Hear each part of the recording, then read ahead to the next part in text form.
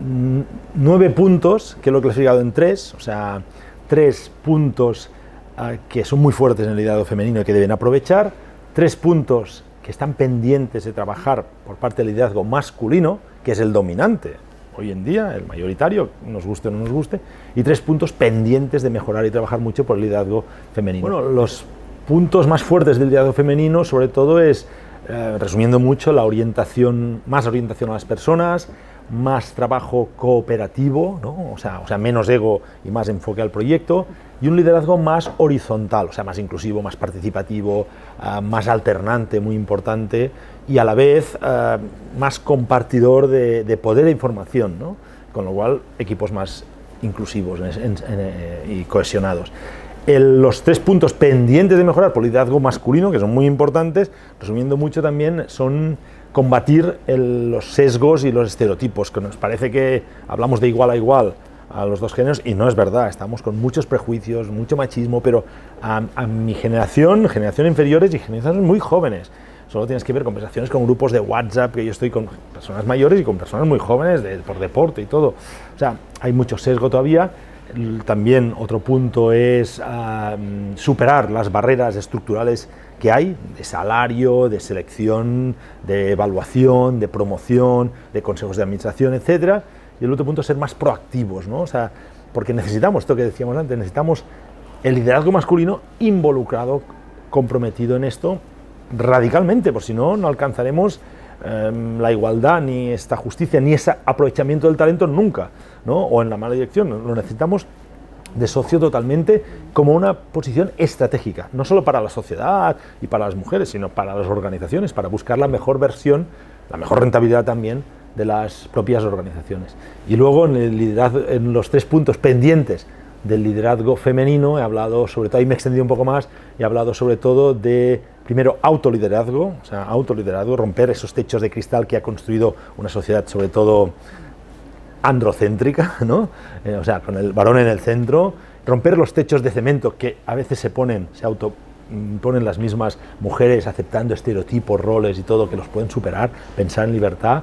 Luego, ser ambiciosa, o sea, ambiciosa que no económicamente, no profesionalmente, por seguir el proyecto que te ilusiona, por hacer realmente la vida que quieres, que no tengas que renunciar a tu ambición solo por un rol que te ha venido dado, porque es lo que te toca, ¿no?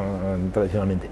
Y por último, he insistido mucho ahí, porque me dedico a la aventura y lo conozco, de ser más atrevidas, ¿no? A gestionar, aceptar más el riesgo y tal, porque al final liderar proyectos es ver que son posibles, es ser un poco optimistas, es creerte que vale la pena, es perder el miedo, es al final aceptar un poco, gestionar riesgos. Y lo he dicho aquí, que solo las que aceptan los riesgos y están preparadas para fracasar, al final están preparadas para el éxito. Yo creo que realmente, igual que el siglo XX empezó con la Primera Guerra Mundial, no empezó en 1900, o sea, está analizado esto, porque ahí cambió todo, ¿no? O sea, los estados-nación y tal, pues yo creo que el siglo XXI ha empezado ahora con la pandemia, ¿no? Porque al final, antes de la pandemia, vivíamos un poco como en el siglo XX, alargando, ¿no? Y aquí, en la pandemia, hemos visto que éramos vulnerables, que la incertidumbre no era un discurso, está aquí, sobre todo en nuestros países, hay muchos países que viven siempre en la incertidumbre, que el estado del bienestar está en juego, que la democracia, que los derechos son una cosa que hay que luchar cada día, que la libertad tiene mucho valor, ¿no? Y sobre todo cuando nos la quitan, ¿no? Bueno, yo creo que hay muchas lecciones y una de ellas es aprender a convivir con la incertidumbre, y para mí esto básicamente primero es aceptarla. O sea, la incertidumbre es una invitada más a la comida de casa cada día, ¿no? Y tienes que convivir con ella, aceptarla, aprovecharla, y al final es un motor de maximizar tus capacidades, de actualizarte constantemente, de trabajar tu confianza, de centrarte en lo que depende de ti, porque siempre buscamos la estabilidad en el entorno, en la sociedad, en la política, y esto es inestable por naturaleza, o sea, de pandemias así, digamos, de salud o de lo que sea, vamos a vivir la tira de una manera mucho más acelerada, porque el mundo está muy estresado en muchos aspectos, y esto es bueno y es malo, ¿no? Pero lo que hay que entender es que es que es una fuente también de oportunidades. No es agradable, muchas veces no es agradable, pero también a veces la estabilidad extrema es muy aburrida y es poco creativa.